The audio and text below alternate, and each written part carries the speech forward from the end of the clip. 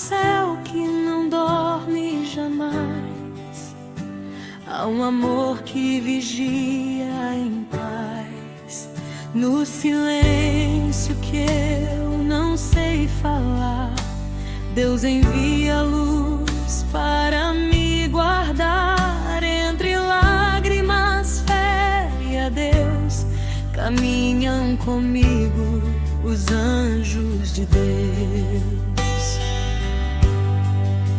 Mesmo quando eu não consigo ver, mesmo quando eu penso em parar, asas invisíveis no ar, me ensinando a confiar.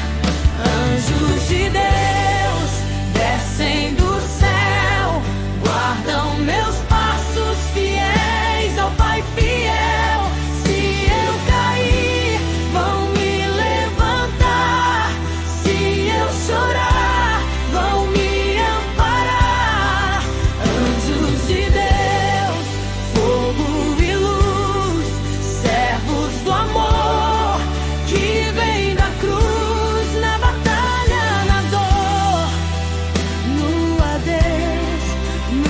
Estou só, anjos de Deus.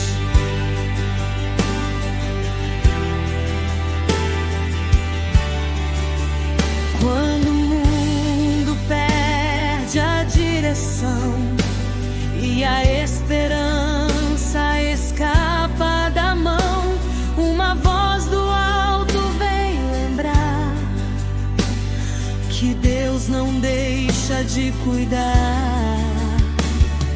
Eles cantam sobre mim promessas que não têm fim. Entre o céu e o chão, os meus caminham comigo os anjos de Deus. Se a guerra vem me provar, se a fé parece se quebrar, o Senhor envia do céu seu exército fiel. 1000 caem ao meu redor, mas o mal não tem poder, pois quem anda com o Senhor nunca anda sem proteção do céu. Anjos de Deus, guardiões do amor, espadas de luz, mensageiros do Senhor. Onde eu piso, Deus vai à frente. Onde eu clamo, o céu responde.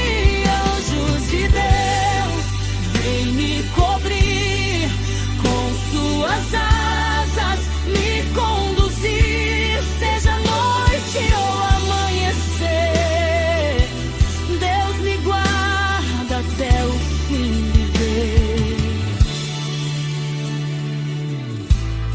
E quando o dia amanhecer, saberei que não caminhei só, Pois o céu inteiro marchou comigo, anjos de Deus ao meu redor.